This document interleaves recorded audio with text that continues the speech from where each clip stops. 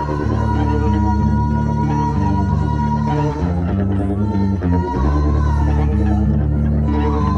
écoutez Radio Ma'arif.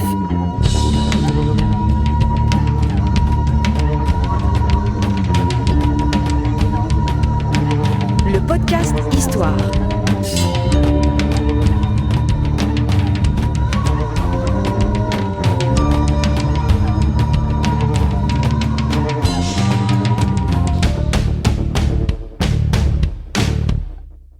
Le podcast Histoire est produit avec le soutien de Maroc Télécom.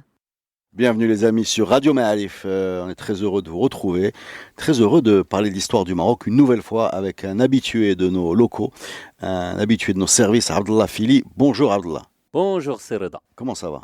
Très bien. En forme? Toujours. Écoute, je te remercie de venir ventre à terre répondre à nos convocations. Plus on avance, plus on a besoin d'en savoir. Et tu fais partie des gens qui nous éclairent. Je te remercie. Et à travers toi, je remercie tous les gens qui nous aident. Hein. C'est magnifique de trouver autant de facilité à trouver les ressources pour nous éclairer sur notre passé. On va parler aujourd'hui de ce que tu appelles les révoltes berbères. Oui. Alors, que se cache-t-il derrière ce mystérieux titre?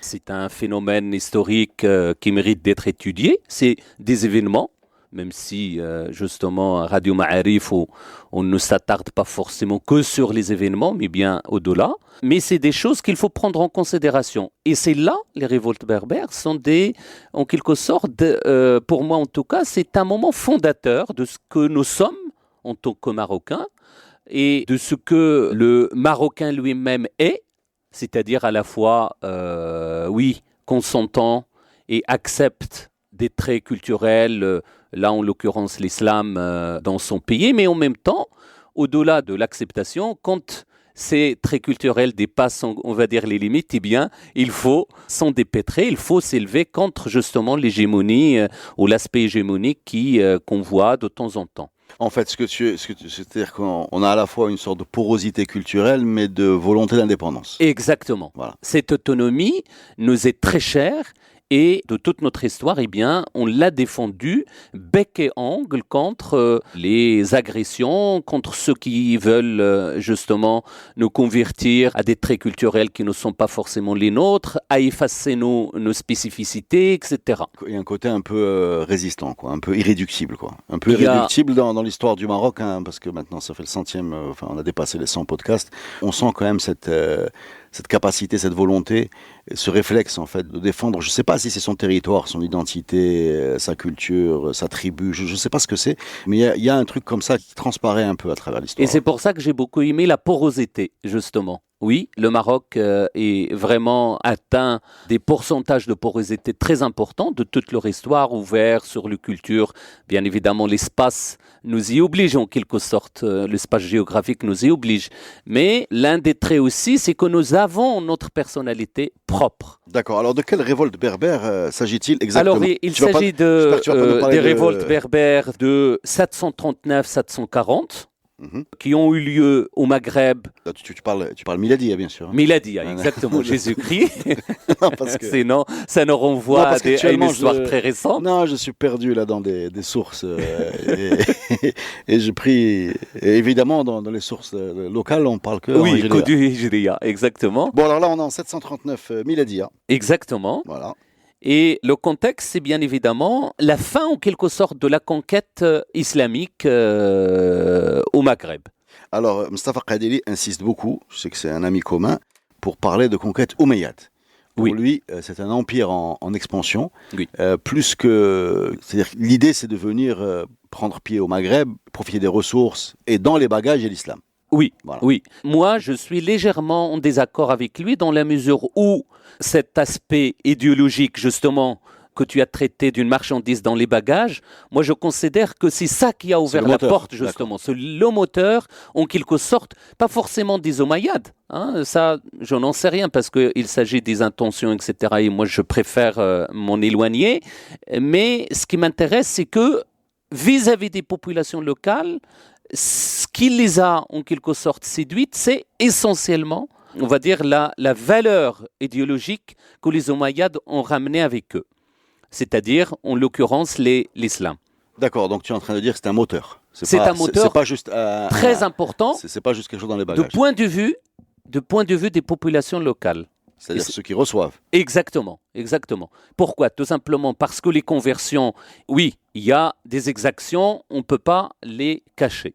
Mais il y a une très grande partie des populations du Maghreb qui se sont converties par, justement, convenance, par stratégie. Ce que je veux dire par là, ce n'est pas quelque chose qui est militaire à 100%.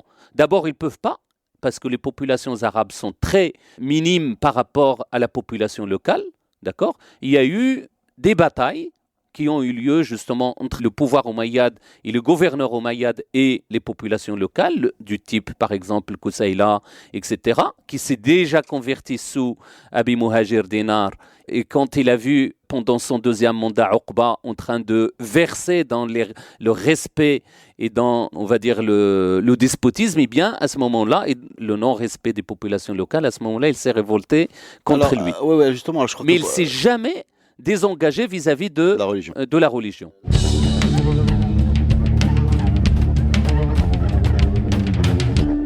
Revenons un instant sur ce double mandat de Uqba ibn Nafi', avant d'arriver à la révolte. Uqba, il arrive quand au Maghreb? Il arrive en 670. Donc Uqba arrive en 670, oui. C'est ça.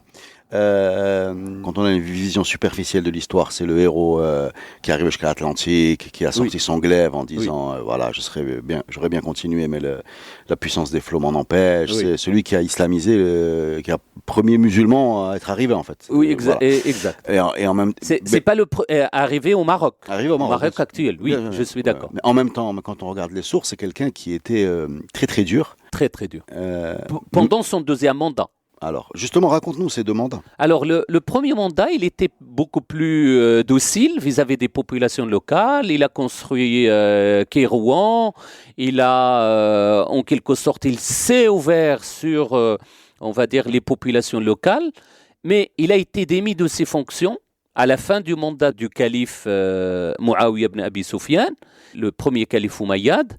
Et il a été remis à ce poste de gouverneur d'Ifriqiya, qui était dépendante d'Égypte, c'est-à-dire en fait le lien ne se fait pas directement avec Damas, avec le calife, mais avec le gouverneur d'Égypte.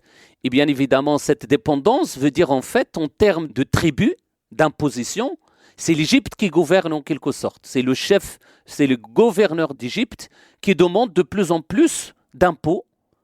Et c'est pour ça que, en quelque sorte, le pouvoir de Damas exige de la part des gouverneurs de plus en plus d'impôts. Et donc, Uqba ibn Nafi', quand il est revenu au Maghreb vers 680, eh bien, il a complètement changé de politique. Il a trouvé par exemple Abi Muhajir Dinar, qui était aussi quelqu'un qui c'est pas un gouverneur arabe, c'est un gouverneur d'origine persane, etc. Eh bien, il s'est comporté vis-à-vis des populations locales avec beaucoup de respect, etc. C'est lui qui a rapproché Koussaïla de l'islam, etc., qui s'est converti effectivement. Une fois, Abu Muhajir Dinar, c'est le gouverneur qui a remplacé. D'accord. Donc en fait, entre les deux mandats de Uqba, il y a le mandat Abi Muhajir Dinar. Abi Muhajir Dinar, c'est un Perse. C'est un Persan, oui. Voilà, qui était plus souple vis-à-vis des populations amazirs. Exactement. Voilà, c'est lui qui a converti. C'est lui qui a converti Koussaïla. Exactement. Et quand Uqba revient.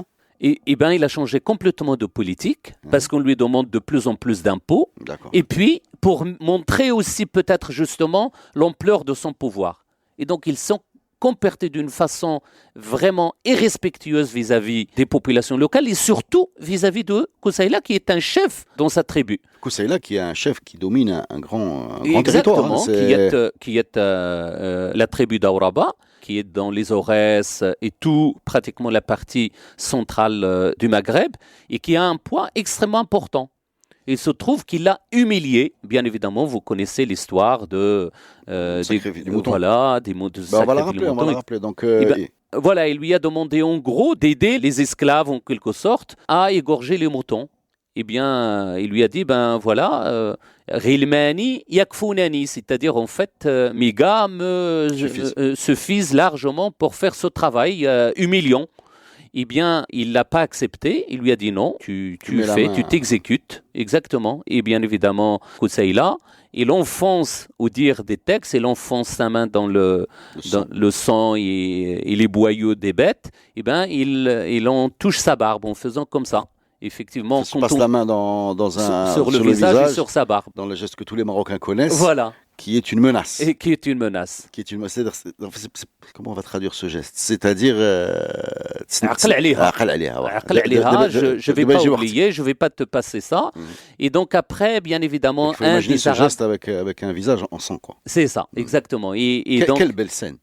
C'est absolument magnifique. Et en plus, au dire justement du texte, un peu tardif, il disait qu'un des Arabes est passé, il lui a dit « Mais qu'est-ce que tu fais, le berbère, qu'est-ce que tu fais ?»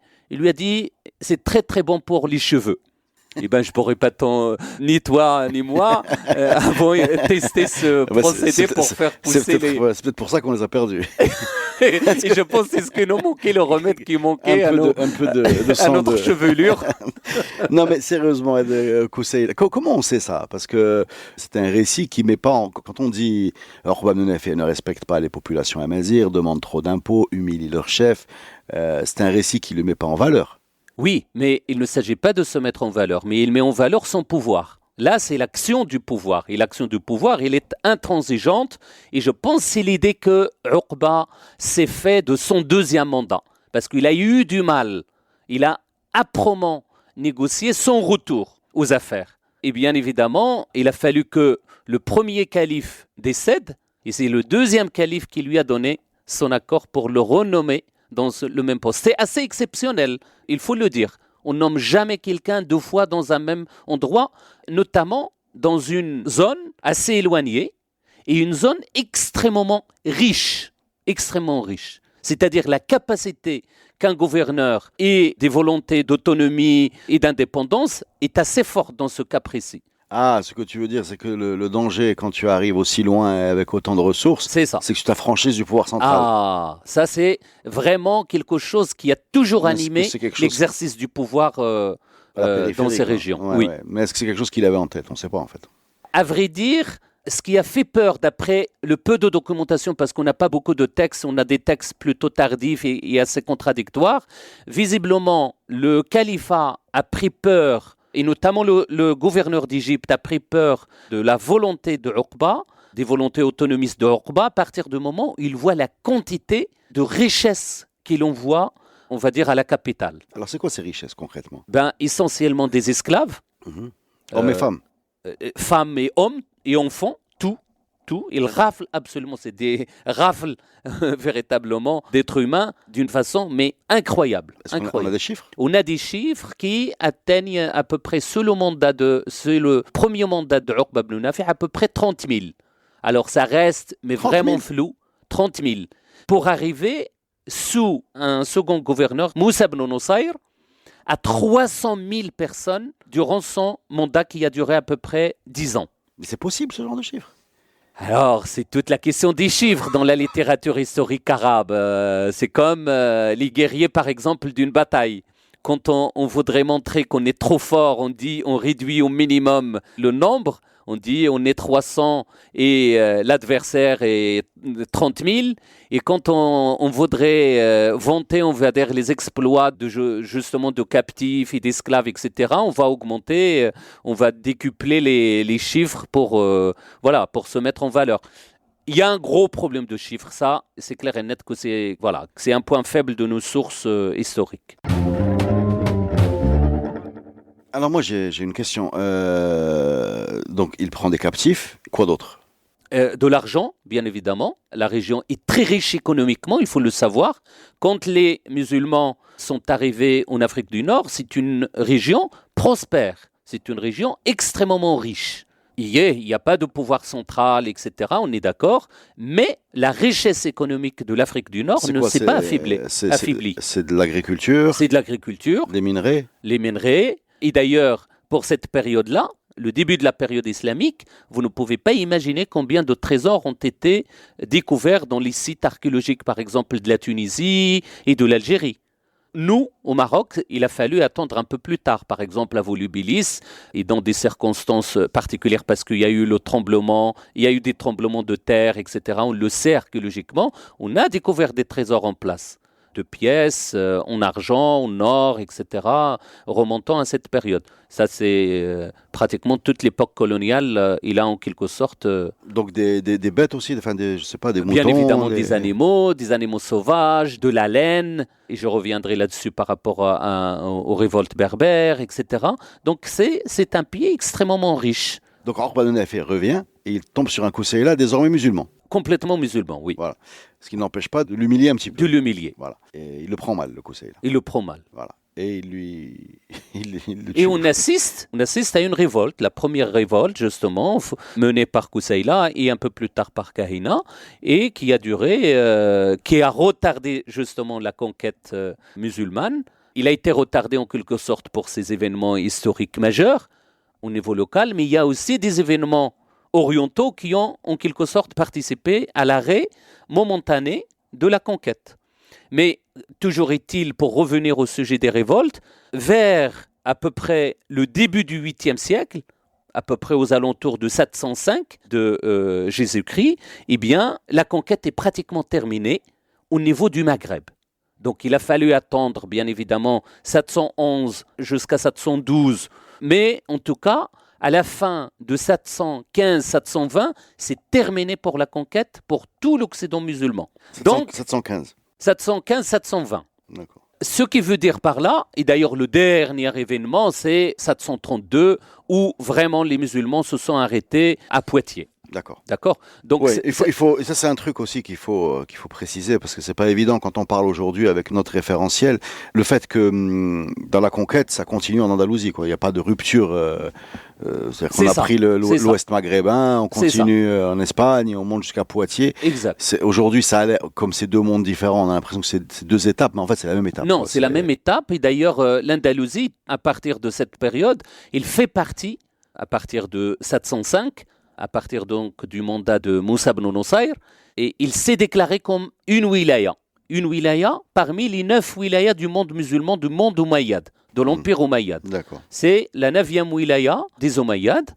Veut dire quoi? Ça veut dire la 9e wilaya, tu parles de l'Andalousie? Non, l'Occident musulman. D'accord. L'Andalousie faisant partie du Maghreb, justement, donc Kairouan et donc la dans capitale. la même wilaya, il y a l'Andalousie, le Maroc. Maroc. C'est ce que je voulais dire tout à l'heure, c'est qu'on n'est plus relié, on n'est plus dépendant de l'Égypte, comme au début, comme ce Uqba, mais on est dépendant directement de la capitale Damas. D'accord. Et donc, la fin de la conquête islamique veut dire quoi? Veut dire que l'économie militaire, ce qu'on appelle l'iqtisad al-maghazi, c'est-à-dire en fait l'économie fondée sur la conquête, c'est terminé. L'économie de la conquête est très rentable parce qu'on fait du butin, on ramasse, on fait des razzias, on ramasse, on donne le quin à l'État et tout le reste, il est départagé entre les participants. Et donc ça, c'est une ressource économique fondamentale. Mais à partir du moment où la région est islamisée, ou majoritairement islamisée, là se pose un gros problème de ressources financières. À partir de 720, oui. À partir de 720. C'est-à-dire, en quelque sorte, l'Empire Umayyad se retrouve à gérer des zones extrêmement grandes sans outils financiers qui lui permettent de survivre. Les impôts islamiques légaux, c'est quoi? La zakat. Qui paye la zakat? Quelqu'un qui a déjà la capacité de payer la zakat. Et c'est combien la zakat? C'est 2,5%. On aimerait bien aujourd'hui payer tous la zakat et non pas les 40% de nos salaires. Vous voyez? Donc c'est pratiquement... Très peu. C'est pratiquement invivable, impossible. C'est pas viable en fait comme système économique. Deuxième élément, c'est que les Omeyyades étaient donc obligés de reprendre un peu, de renégocier la question des impôts en installant par exemple, en considérant le Maghreb, comme étant une terre conquise par la force, c'est-à-dire une terre du kharaj, c'est-à-dire indépendamment que ces occupants, et ça encore c'est une évolution sur laquelle je reviendrai peut-être si elle tend, le kharaj, normalement, c'est l'impôt foncier. À partir du moment où le foncier, c'est-à-dire une région, est conquise par la force, et donc il paye le kharaj, selon bien évidemment, sa rentabilité, etc., ça c'est le principe, mais à partir du moment où la population qui profite de ces terres, qui occupe ces terres, est musulmane, elle ne paye plus le kharaj. Et donc, vous voyez, disparition totale du Kharaj parce que le Maghreb est considéré majoritairement comme une terre conquise par accord entre la population et le conquérant omeyyade. Et donc, la baisse, encore une fois, des impôts. La capitation, la jizya, en quelque sorte, est l'impôt que les minorités religieuses payent. Il n'y en a plus. Donc, il y a très peu, Ouais, il y a pratiquement plus de chrétiens. Mm. Deuxième élément, les populations juives, soit ils ne sont pas soumises à cet impôt, soit ils sont soumises. Et pour qu'ils payent l'impôt, ça veut dire les vieux ne payent pas, les jeunes ne payent pas, les malades ne payent pas, les indigents ne payent pas, etc. Et donc, à une vraie galère économique que les Omeyyades doivent affronter. Et donc, ils étaient obligés en quelque sorte de passer outre les principes religieux musulmans, c'est-à-dire les fondamentaux de la religion musulmane pour justement instaurer des impôts illégaux, parce que c'est une instauration humaine, justement, comme par exemple l'impôt, on paye l'impôt par les esclaves, l'impôt humain, on fait des razzias, et c'est justement le processus que Hicham ibn Abd el-Malik a mis en place à la fois au Maghreb comme ailleurs, partout en fait, parce qu'il a trouvé, lui qui a mené une politique de prestige en Orient, si vous voyez par exemple en Jordanie, etc., tous les châteaux, en Syrie, tous les châteaux, par exemple au Mayad, de l'Hay al-Gharbi, l'Hay al-Sharqi, en Jordanie, Qusayr Amra, etc., c'est des châteaux de désert, majoritairement construits par Hicham ibn Abd el-Malik. C'est vraiment aux antipodes de politique menée jusque-là par un gars, par exemple, comme Sulayman ibn Abd el-Malik, ou même Walid ibn Abd el-Malik. Hicham a mené véritablement une politique de prestige. Donc, il fallait des ressources.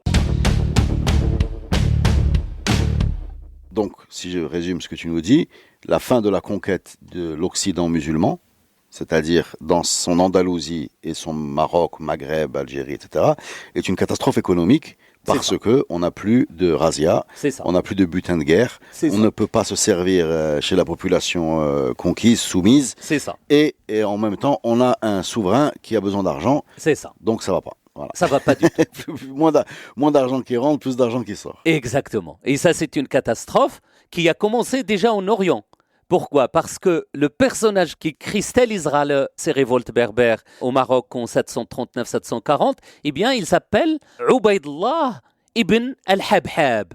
Ubaydullah ibn al-Habhab, c'est un arabe de Banu Makhzoum, donc un Omeyyade pure souche, sachant que de toute façon, les Omeyyades se sont enfermés essentiellement sur les populations arabes. Donc, c'est déjà un choix. Donc, d'où les animosités qu'ils ont vis-à-vis des populations locales, que ce soit au Maghreb ou ailleurs. Et ce Ubaydullah ibn al-Habhab a déjà eu des histoires, par exemple en Égypte. Il était chargé par le calife Hicham ibn Abd el-Malik de collecter le kharaj d'Égypte.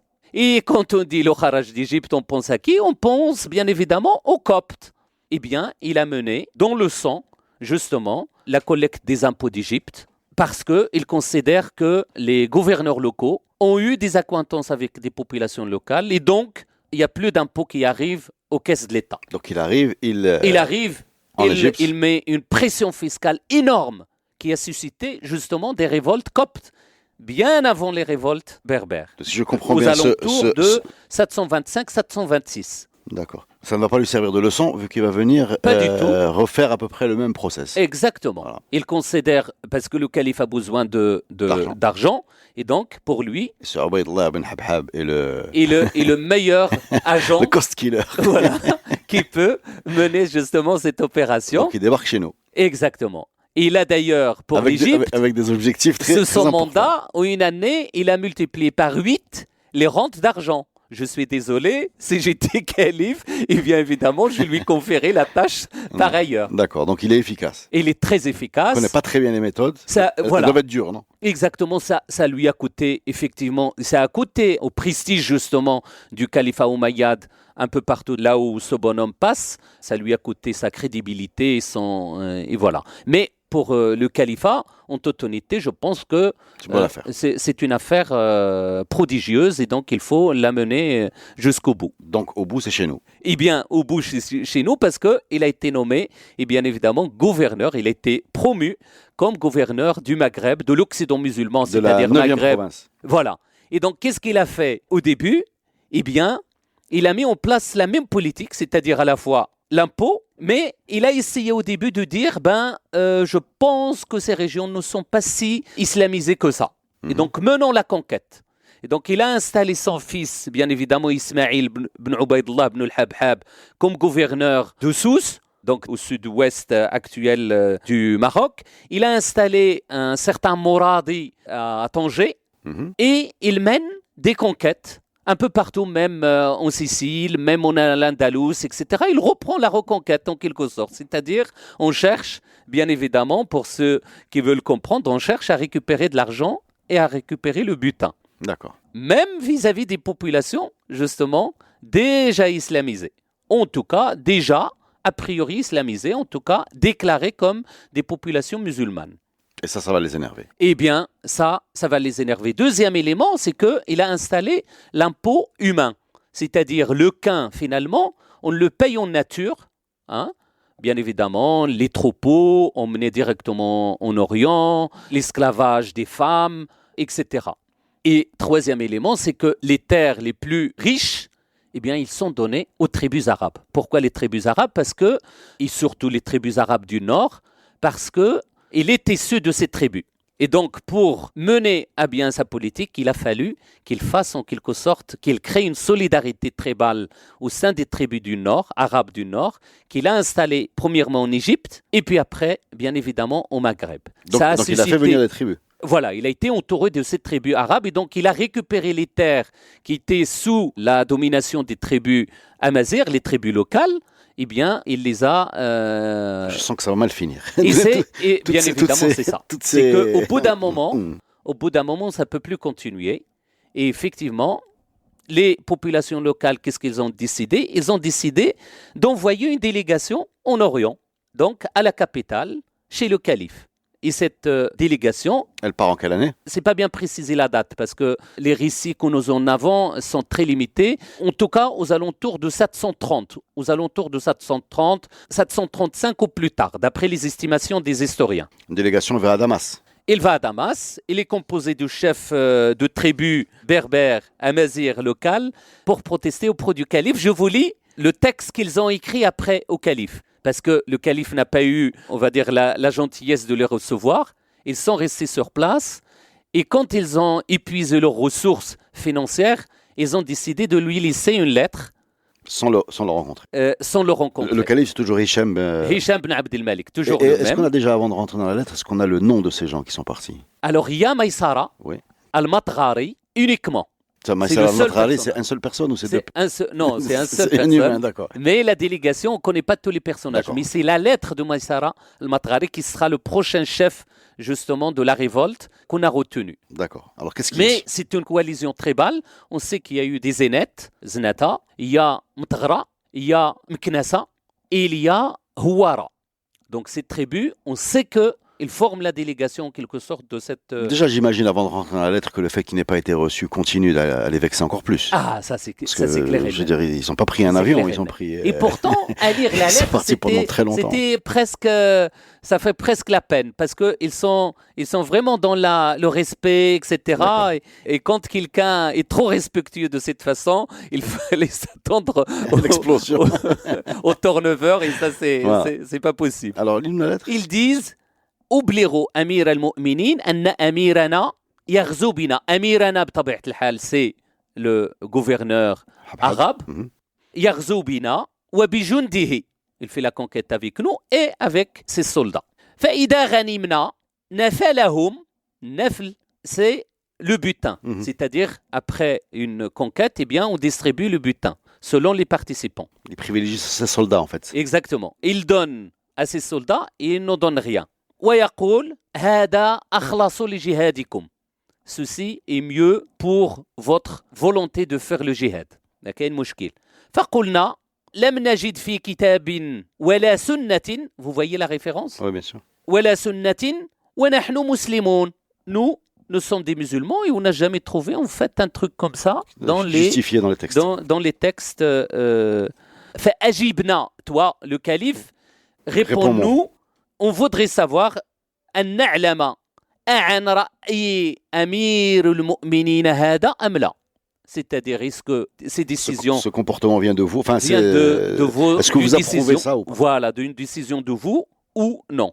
Ibn Khaldoun nous parle également des exactions menées par Ibn al-Habhab, justement. Il dit que les Woullats sont obligés d'envoyer les femmes berbères et les peaux d'animaux et tout ce qui concerne l'artisanat. On va dire, il l'a appelé wa anwa' turaf al-Maghrib, c'est-à-dire tout ce qui est beau du côté du Maghreb.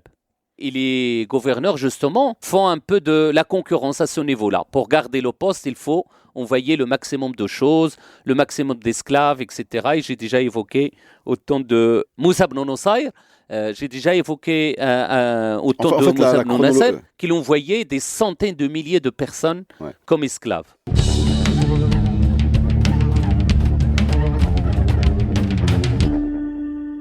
Donc en fait, la chronologie du poste de gouverneur de chez nous, c'est Uqba ibn Nafi', ensuite Abou al-Mujahid, Abou al-Muhajir Dina, ensuite Uqba ibn Nafi' 2, ensuite Moussa ibn Nusayr. Non, avant Moussa ibn Nusayr, il y avait la période justement de tension avec Koussaïla.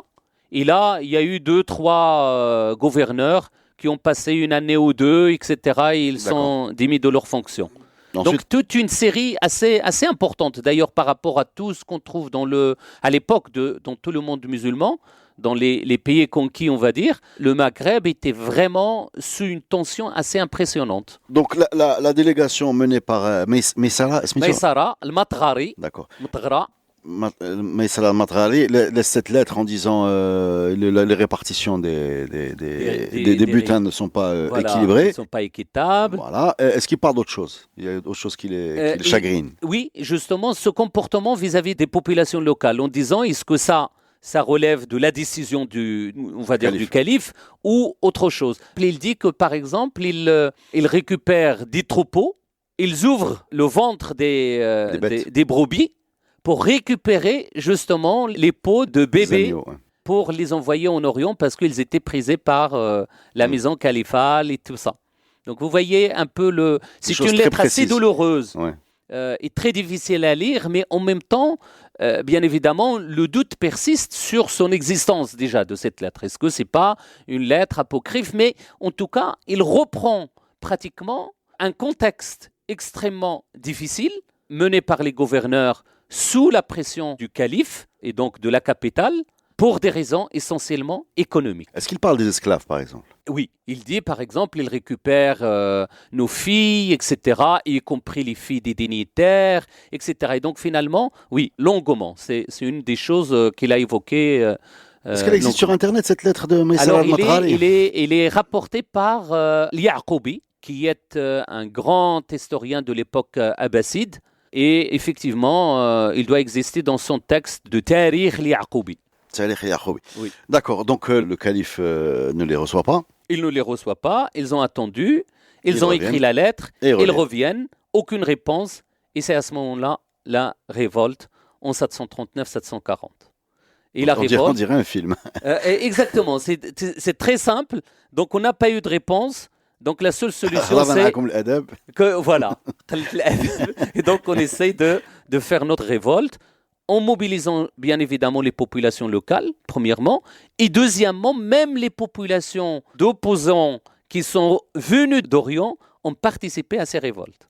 Donc ce n'est pas quelque chose on les appelle berbères, mais en fait c'est beaucoup plus compliqué, on va le voir tout à l'heure, que ça. Il y a les opposants, notamment les kharijites venant de l'Orient, qui sont partis dans les marges justement pour échapper aux exactions du pouvoir omeyyade. Eh bien, ils ont idéologiquement mobilisé les populations locales pour se révolter. Et deuxièmement, ils ont participé eux-mêmes à l'éclatement de ces événements. Alors comment elle se manifeste, cette révolte? Voilà, venons-en aux faits. ils ont tué le Moradi, le gouverneur de Tanger. Oui, c'est le fils de C'est Habhab, le gouverneur de Sousse qui est le qui est le fils. fils. Oui, qui est le Donc fils. ils l'ont tué également, Ah, le fils aussi. le fils aussi. Et le père, j'attends le sort de Eh ben, il est à Kairouan. Vous imaginez bien que c'est pas à Kairouan qu'ils ont Ils sont fait attaqués, voilà, qu'ils se sont manifestés. Donc il s'est caché à Kairouan, bien évidemment en mobilisant l'armée qui était partie à la conquête de Sicile, par exemple. Il les a fait revenir pour justement participer, pour mater la révolution des populations au Maghreb, et notamment le Maghreb extrême et le Maghreb central, ce qu'ils ont bien évidemment échoué. D'abord, en 740, il a envoyé l'aristocratie arabe à Kairouan pour mater la révolte. Eh bien, il a échoué tout près de Oued Chilf, au Maghreb central. C'est pour ça qu'il l'appelle d'ailleurs la bataille des Ashraf, des nobles, parce qu'il a décimé pratiquement toute l'aristocratie arabe installée à Kairouan. Alors, qui c'est qui mène cette révolte? Eh bien, c'est justement Maïsara. c'est Maïsara qui était le chef. Et dès les premiers jours de la révolte, eh bien, il s'est proclamé calife, À lui-même, lui-même. en toute décontraction. Voilà, on ne perd pas le Sans nord. complexe. C'est, moi aussi je suis calife, c'est pour dire combien ils ont intégré dans leur tête, justement, Le système, le système politique justement, par omeyyade. lequel ils avaient été, dont Dominés. ils sont victimes en quelque sorte. Hmm. Et donc la meilleure façon, c'est de répondre par la même arme, en quelque sorte. D'accord. Est-ce qu'on a une idée sur cette bataille dans un territoire aussi grand, dans un système tribal? J'ai du mal à imaginer, sans système central, comment on peut organiser une révolte en fédérant les tribus. Je ne sais pas si tu vois ce que je veux dire. Ça, on le verra un peu plus tard. j'ai un Mais au problème début, géographique, ouais. le déclenchement, ça ne pose aucun problème. Déclencher une révolte, Ah ouais. c'est Non, très régional. facile quand on est dans un système tribal. Parce qu'on mobilise les chefs, on mobilise les tribus, etc. C'est une solidarité. Allons-y, on a un objectif très précis. Voilà, mais Et tu vas attaquer le gouverneur de Sousse, de C'est ça. Tanger, tu vas l'enlever. C'est ça. C'est possible. C'est ça. Bon, après, pour passer à l'étape supérieure, c'est là où j'ai... Ça, voilà. c'est là où C'est le là- bas blesse. voilà, c'est là où j'ai- Effectivement, ça, on le verra un peu plus tard. Mais restons-en à la première étape. Donc, la première confrontation tourne au profit des rebelles berbères. La deuxième date, c'est en 741. Mhm. Le calife, qui était fou furieux de cette rébellion, déjà l'argent ne lui parvient plus, eh bien, il voit maintenant disparaître le peu qui est resté et qui venait du Maghreb. Et donc, qu'est-ce qui s'est passé? Il a envoyé une armée beaucoup plus importante venant de Damas, avec la mobilisation des armées de l'Ifriqiya. Mhm. Eh bien, il a mené une bataille contre les révoltés. Et c'est la bataille que les armées arabes ont perdue également. Ah bon? Asbou, Qui fait ce beau? Asbou, Chez nous, donc. chez nous, Enfin, près donc, de Kenitra. au Maghreb extrême. Non, parce que tu m'as dit... Voilà. parce que le match aller avait eu lieu près de Kairouan. La première à Chilf, Oued Chilf, c'est en Algérie. D'accord. Et actuelle, Donc, Ma'arakat al-Ashraf, elle est où? eh ben, c'est à Oued Chilf. Ou Finja Ouachilf? Oued Chilf, c'est en Algérie, vers pratiquement au centre de l'Algérie. Un peu plus. D'accord. Le deuxième match, Le deuxième match, eh bien, Ouetzbou. vers Ouetzbou. Mais pourquoi ils se bagarrent toujours à côté des fleuves? Eh ben, Je sais c'est très important, c'est stratégiquement porteur, notamment quand on veut profiter de l'eau, etc. Vous voyez les Et là, ils batailles. perdent encore. Et là, ils perdent encore. Pourtant, c'est renforcé par les contingents de Renforcés Damas. par les contingents orientaux, etc. Et ils perdent encore.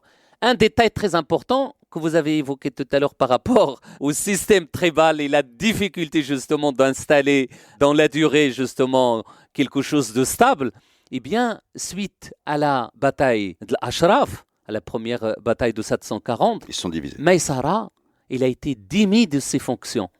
Il a été démis de ses fonctions. Il a été remplacé par un personnage qui s'appelle Khalid ibn Hamid Znati, c'est-à-dire une autre branche de cette coalition tribale des révoltés. Had Khalid ibn Hamid Znati qui prend la suite de Maïsara, Oui. il le tue? Non. Il le démet, c'est-à-dire il lui dit... tu Et es- il lui dit, tu quittes ton Tranquillement. pouvoir, Hein. et même plus, il le tue. Voilà.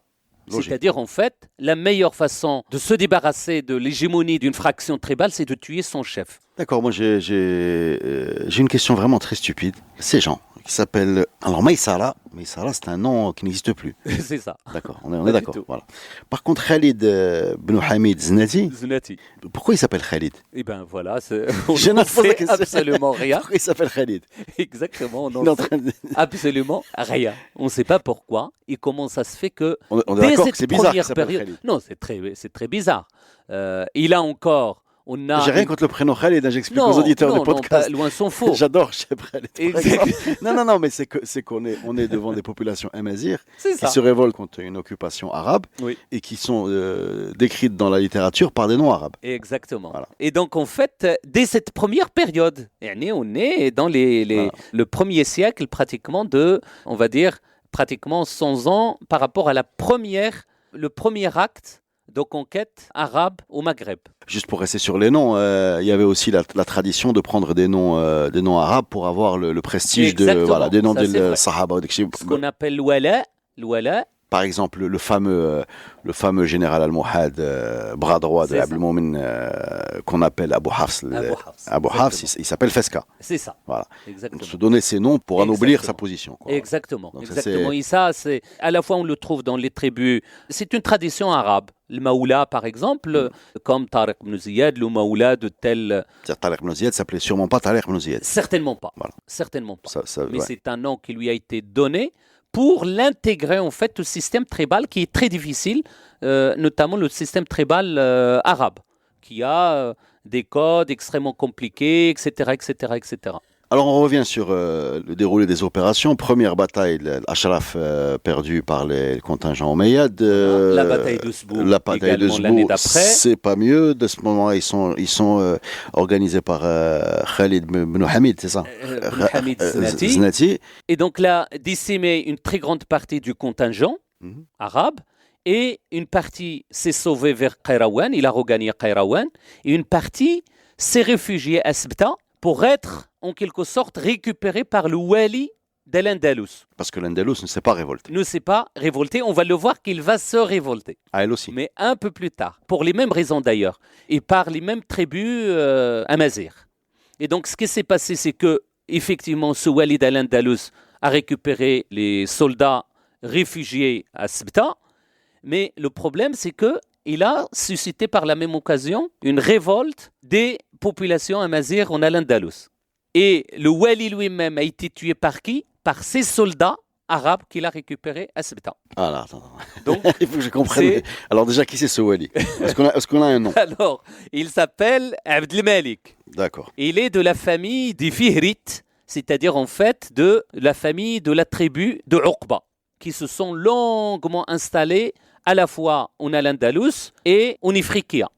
Et Un qui cousin ont eu de des Orba. On postes. peut dire, en résumé, c'est un membre de la tribu de Orba. C'est ça. Mais alors attends, il récupère les soldats arabes. Et, Voilà. donc pourquoi il le tue? Il le tue parce qu'en fait, il voulait les lancer contre les tribus Local. locales D'accord. pour mater en fait la rébellion justement des tribus amazirs. Et il voulait plus. Eux, bien évidemment, profitant de l'occasion, en voyant que le wali s'est affaibli, eh bien évidemment, ils l'ont tué pour justement récupérer le pouvoir. Et le soldat qui l'a tué, il s'appelle Belej, ou Belge, donc un soldat de tribu arabe du Nord. Mhm. Et donc, à ce moment-là, il a pris le pouvoir En en Andalousie. Al-Andalus. Et donc, il a essayé par tous les moyens, lui-même, de mater la rébellion des tribus amazirs, qui se sont liées aux tribus arabes du sud, yéménites, les tribus yéménites, pour reconquérir le pouvoir. Mais ils ont perdu face à ce soldat. Alors, Adel-Belaj, il est intéressant. Si ça se trouve, on peut imaginer qu'il était à la bataille de l'Ashraf. Exactement. Voilà. Il est certainement à la bataille de Sbou. Voilà. Ça, c'est sûr et certain. Donc il perd la bataille d'Ashraf contre les hommes de Maysara. Oui. Ensuite, il perd la bataille de Sbou contre De les hommes Khalid. de Khalid bin Hamid. Abdelhamid. Ensuite, il est exfiltré vers l'Andalousie. Oui. Première personne qui l'aide, c'est ce fameux Abdelmalek de la tribu de Oui. Orba. Cette fois-ci, c'est lui qui le tue. Et c'est lui qui le tue. Et il devient gouverneur de Et l'Andalousie, il devient gouverneur de l'Andalousie. qui dépend toujours du califat omeyyade ou pas? Et qui dépend, bien évidemment, du califat omeyyade. Voilà. Et donc, on va avoir un califat omeyyade en discontinu, en fait. Exactement. Voilà. Avec Exactement. une île un peu l'Andalouse Voilà. et une zone maghrébine perdue. Exactement, perdue. Mais est-ce que cette perte, elle marque la fin de la présence omeyyade? Ah, ça c'est sûr et certain. Et C'est-à-dire- d'ailleurs, Balaj lui-même, quand il va rester en Andalousie, il a maté les révoltes berbères, justement, sur place. Et c'est la première fois, d'ailleurs, pas uniquement à cause de cette révolte, mais la première fois qu'on voit revenir des tribus amazirs qui étaient en Andalousie, revenir au Maghreb extrême. Ils ont regagné le Maroc actuel parce que, pour des raisons déjà de la perte face à ce contingent arabe De Balej. mais également à cause des famines. Il y a eu une succession de famines qui a fait que... Alors, est-ce que c'est eux? Je pose une question, parce que j'essaie de mettre de l'ordre dans les podcasts. c'est très compliqué. Est-ce oui. que c'est eux qui vont former la rive andalouse de Fès? Non, c'est Rien à pas voir. cela. Non. Faux. Bien plus D'accord. tard. Oui. D'accord. Bien plus tard. Ça, c'est Belle les tentative. Omeyyades. C'est le Abdelrahman Dakhil, hein, de la famille, justement, après la perte du pouvoir en Orient des Omeyyades, qui a rejoint l'Andalousie, qui a formé un émirat, Omeyyade. Est-ce qu'on a fini avec les révoltes berbères? Pas encore, parce qu'il y a eu des retournements de situation, comme tu peux l'imaginer. Ouais. Et donc, en fait, Quel film? et donc, bien évidemment, il y a eu en Andalousie, on a dit que l'embrasement a touché l'Andalousie, mais malheureusement, il n'a pas tenu longtemps. Et suite à cette bataille, encore une fois, de Sbo, Abdelhamid a été démis de ses fonctions, Ah. lui aussi. Il a été remplacé, et c'est ce que je voulais dire depuis le début, par deux personnages. D'accord. Oukash ibn Ayoub al-Fazari, Ok, ça, d'accord. et Oukasha, vous n'allez pas me dire, il y a encore le nom Ah oui, Oukasha oui, oui. encore actuellement. Oui, oui. Et je ne fais pas allusion à la... Non, on fait à la- au nom de famille, on ne fait pas allusion Voilà, à au centre pénitentiaire pénitentiaire. de Non, c'est Casa. c'est un nom qu'on connaît, qui nous Voilà. est familier. Voilà. Exactement, et c'est un nom arabe. Donc c'est un personnage arabe. Mhm. D'accord. Et un autre personnage de Houara. Et donc vous voyez, on est passé d'Omtra Znata, Houara. Mhm. Et donc qui s'appelle Abdelwahab ibn Yazid al-Houari, et qui est un berbère. Abdelwahab, qui fait? Abdelwahab ibn Yazid al-Houari. D'accord. Ce Okesha, il est de quelle tribu? Il est de Fazari, nisbatan, il a la tribu le Fazar ou le Fazaria, un truc comme ça, qui est clairement arabe, c'est sûr et certain. Ça veut dire en fait que ces révoltes, au sein de ces révoltes, on trouve des éléments arabes qui peuvent être justifiés par leur appartenance justement au kharijisme, parce que ces révoltes sont faites à partir d'une idéologie kharijite qui s'est révoltée à la fois en Orient mais également en Occident contre le califat omeyyade. C'est plus une révolte anti-omeyyade qu'une révolte berbère, en fait. C'est sûr, mais majoritairement, il est porté Oui, par bien les sûr, bien populations locales. On Non, dit bien qu'ils sûr. sont majoritaires, que les tribus qui ont porté cette révolte, c'est les tribus berbères. Et surtout, la revendication elle-même émane des tribus berbères, D'accord. de la population locale. Ça n'empêchera pas qu'il y aurait des éléments étrangers Qui viennent à ces tribus greffer qui sur se les sont combats, ouais, bien sûr. incrustés pour des raisons essentiellement idéologiques, parce qu'ils dépendent d'une obédience, d'une doctrine, etc., qui offrent en quelque sorte le support idéologique à ces De la révoltes. révolte. Oui. Est-ce qu'on a fini? Je finirai par un élément qui Toi, tu vas finir, mais moi, je n'ai pas fini. D'accord. Juste pour la question de ces tensions, donc ça se voit véritablement en passant de Maïsara à Khalid ibn Hamid, et puis après à ces deux Okasha personnages et de Abdelwahab. Okasha Abdelwahab. et Abdelwahab, eh bien, on voit qu'il y a les tensions au sein même de ces révoltés. Eh bien, la révolte ou la révolution commence à manger en quelque sorte ses enfants. Et donc, ce qui a fait leur défaite en quelque sorte, quand ils ont tenté de conquérir Qayrawan en 742. D'accord. Donc, face à Qayrawan, ils sont défaits justement par les Omeyyades, par le gouverneur Omeyyade, le nouveau gouverneur Omeyyade de Qayrawan, qui s'appelle Handala ibn Safwan. Et donc, ça, c'est véritablement la fin en quelque sorte des révoltes, mais n'empêche que plus jamais le Maghreb central et le Maghreb extrême ne seront soumis Aux Omeyyades. à un califat oriental. Ou autre d'ailleurs, puisque Ou autre, parce que jusqu'à l'arrivée ils ont réalisé finalement- jusqu'à l'arrivée des Français. Exactement, l'autonomie de la région d'une façon systématique jusqu'à pratiquement... C'est-à-dire que quand ce Et pour le Maroc, Beno effectivement, Safouane, jusqu'à l'arrivée des Français. Ouais, pour le Maroc jusqu'à l'arrivée des Français. Alors moi j'ai plein de questions. Ben, tu nous as Est-ce que tu as fini ton récit? Uh-huh. D'accord. Quand ce Beno Safouane défend Qayrawan, c'est une guerre défensive, c'est-à-dire il garde sa ville, mais il n'essaie plus de conquérir. C'est ça. Moi, j'ai une première question. On sait que Youssef Ben Sachfine, donc Youssef Ben Sachfine, on est 200 ans après ce qu'on est en train de raconter. Voilà, 200 ans après ce qu'on est en train de raconter, quand il se pose, lui, un peu sous l'autorité morale du califat abbasside. Mhm. Quand il va prendre l'Andalousie des mains des rois clés, Mu'tamil bin Abbad, Bolorin, etc., ce que tu nous as très bien raconté, il demande la ftwa, le Ghazali, il demande le hockey des Abbasides. Donc, c'est plus les Omeyyades à l'époque, c'est les Abbasides. Ce que j'arrive pas à comprendre, c'est pourquoi dans ce moment-là où le Maghreb il est autonome, Youssef Ben Sachfine revient à cette tutelle un peu morale, pas vraiment politique, parce que je crois pas qu'il prenait des ordres de là-bas, non. Pas du tout. Pourquoi? C'est religieux plutôt? C'est religieux. C'est exactement, ouais. C'est éminemment une décision religieuse, parce qu'il sait pertinemment que dans la doctrine sunnite, il est pratiquement interdit de ne pas se soumettre au pouvoir califal. C'est comme si on opère une division au sein de la Ummah. Et ça, c'est un sacrilège. C'est pour ça d'ailleurs qu'il se fait appeler Amil Muslimin. Exactement, et non pas Amil Mu'minin. Ce que va faire Abdelmoumen. Ce que va faire Abdelmoumen, qui se proclame calife. Voilà, qui est véritablement le premier calife, indépendamment de Maïsara, qui l'a proclamé d'une façon éphémère, parce qu'il fallait que le message, justement, soit percutant dès le début. Et Abdelmoumen et les Almohades l'ont institué depuis, en passant après par les seconds Marinides, notamment à partir d'Abou Inan. Et puis après, bien évidemment, les Saadiens et les Alaouites après. On parle un peu de technique, ces espèces de combats, là, cette bataille de Sbou, de Acharaf, etc. C'est des armes blanches, bien sûr. Je ne vais pas poser la question de savoir s'il y a des lance-roquettes et des grenades. Non. Donc on est avec des chevaux, c'est ça? Des chevaux? Est-ce qu'il y a des chameaux? Non, je ne sais pas. Non. Non. Donc c'est des chevaux et des armes blanches. À cette époque, oui, des exactement. Arcs, des épées, des lances. Exactement. Alors pour l'armement de cette période, c'est réduit, mais vraiment au minimum. On en connaît très peu, en toute honnêteté, parce que très peu de recherches ont porté sur ces régions. Et ça, c'est une très belle question, en fait. C'est que, par exemple, au Maroc, pour ces périodes vraiment anciennes de la période médiévale, on a très très peu de recherches. Mais par exemple, là, je vais te poser une question. Si on va maintenant là, au lieu de la bataille de Sbou, on sait où elle est? Non, pas du tout. Ah d'accord. On ne sait pas. D'accord. Parce que j'allais poser la question de savoir si on allait creuser. Sbou, qui fait des non, mais il est très long. C'est le plus grand fleuve. C'est peut-être le plus long fleuve du Maroc. Exactement. C'est Omar le plus grand, mais c'est le second. Mais en tout cas, vous imaginez, si on imagine une bataille comme ça, ça doit être aux alentours de entre à peu près Fès et c'est ça. C'est ça, par là.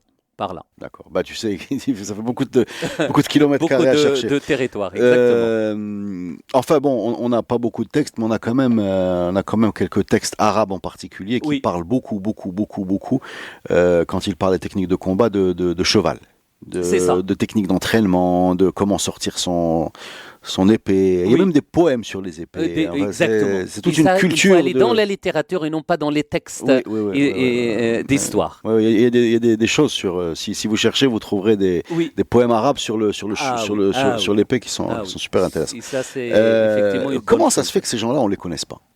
Maïsara, par exemple. On connaît Kousseïla, on nous raconte Kousseïla le Barbari. Exactement. Quand on dit le Barbari, c'est-à-dire qui a tué Uqba ibn Nafi. On met ça un peu honteusement. Voilà, on met ça un peu honteusement. On met ça honteusement et même très sincèrement, vous voyez qu'on connaît parfaitement où ça se trouve le tombeau de Uqba. Il n'y a aucun problème. À Tahouda, au Maghreb central, on peut le visiter, etc. Il fait même l'objet d'un musée, etc. Et Kousseïla, on n'en sait absolument rien. C'est pour ça qu'il faut relativiser, on va dire, la portée idéologique, on va dire, de la conquête islamique, dans la mesure où, finalement, au lieu de condamner le comportement des gouverneurs omeyyades au Maghreb, eh bien, on se mit à condamner, en fait, ceux qui se sont révoltés contre les exactions de ces gens-là. Tout en étant fier d'avoir une indépendance préservée depuis. Absolument, voilà. Tout en étant. Vous voyez, c'est vraiment, c'est très compliqué. Voilà. C'est-à-dire qu'on aurait voulu qu'ils envoient le Coran, la message, l'islam est sans eux. Oui, exactement. Et d'ailleurs, c'est ce qui s'est fait à terme, c'est ça. Oui, c'est ce qui s'est fait à terme. Le discours kharijite, etc. Il n'est pas venu on va dire, quand je dis des sabres. Quand je dis ils sont pas connus, le discours kharijite n'est pas venu avec des sabres, c'est-à-dire en fait, il n'a pas conquis le Maghreb en faisant la guerre aux populations locales. Le discours kharijite est venu par les esprits, ce que tu veux dire. Exactement. Et surtout, à chaque fois, à partir de cette période, et ça c'est vraiment extraordinaire, c'est qu'à partir de ce moment-là, on a réalisé en quelque sorte notre autonomie. Le Maroc, ou le Maghreb, on va dire, il s'est toujours rangé du côté des oppressés par rapport au califat oriental. Oui, c'était la terre de refuge de tous les dissidents, quoi. Exactement. Et à chaque fois qu'il y a une volonté, en fait, que le califat essaye de récupérer, en quelque sorte, le pouvoir ici, on va aller chercher les opposants, un opposant, les Idrissides en l'occurrence par rapport aux Abbassides, les Kharijites qui ont mis en place les États, les cités-États du Maroc, par exemple, Sijil Massa, Bourwata, qui sont des Kharijites à la base, et ainsi de suite. C'est-à-dire on a cherché en quelque sorte à s'installer dans la marge en essayant de chercher à chaque fois des doctrines opposées au pouvoir central califal.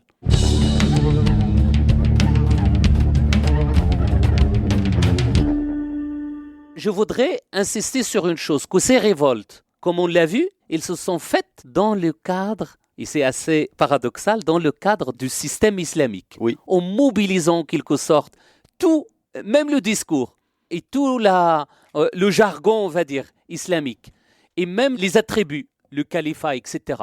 Ils ne se sont jamais faits en dehors de ces réalités, on va dire... Mais ça me rappelle un petit peu le colonialisme qui va être combattu par les armes du colonialisme. C'est-à-dire que quand les Français viennent parler d'égalité, de droit, etc., ben les populations soumises à qui on va expliquer ça vont utiliser ça contre justement Exactement. Voilà, quand on va expliquer le cycle des Lumières à l'école française dans une zone sous domination française, c'est ça. Eh ben, d'un seul coup, ça revient. C'est la même chose pour l'islam. Quand on vient d'expliquer un discours égalitaire basé sur la justice, et qu'en fait, dans les faits... c'est exactement le contraire. C'est exactement le contraire. Ben, on va utiliser ton argument pour te combattre. Exactement. Et on l'a vu dans cette lettre de Maïsara que peut-être si notre ami Hicham avait lu...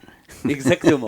Il aurait pu sauver. On serait peut-être encore sous domination de Bagdad.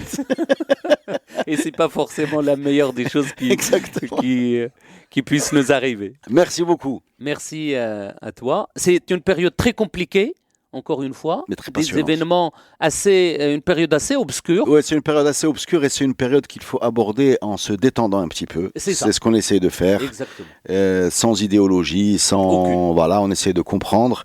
Il est clair que pour un Marocain très longtemps, le fait idéalement, il aurait voulu pouvoir raconter, parce qu'il est musulman, qu'il a une foi comme ça importante, qui détermine vraiment de façon importante son identité.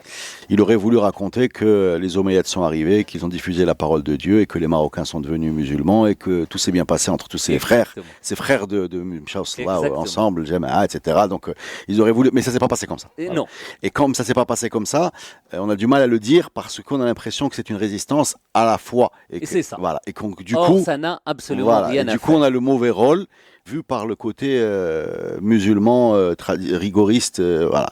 Mais nous, on ne parle pas du tout de ça, nous, on parle de politique. Exactement. Et de rapport de force et de pouvoir. C'est fondamental à faire la part des choses. Et je vois la tête, en quelque sorte, de mes étudiants en train d'entendre ce genre de choses et de voir justement la différence entre le discours politique rapporté par les textes religieux et la réalité en fait politique que ces gouverneurs omeyyades ont installé. Et puis il y a la réalité aussi de l'idéalisation qu'on a aujourd'hui chez nous de la politique des Omeyyades comme étant le premier califat et qui aboutit à leur départ. Exactement. Voilà. Exactement. Merci beaucoup. Merci Seredan. À la prochaine pour un nouveau podcast Histoire les amis. Restez pas loin de votre lecteur de podcast. Salut.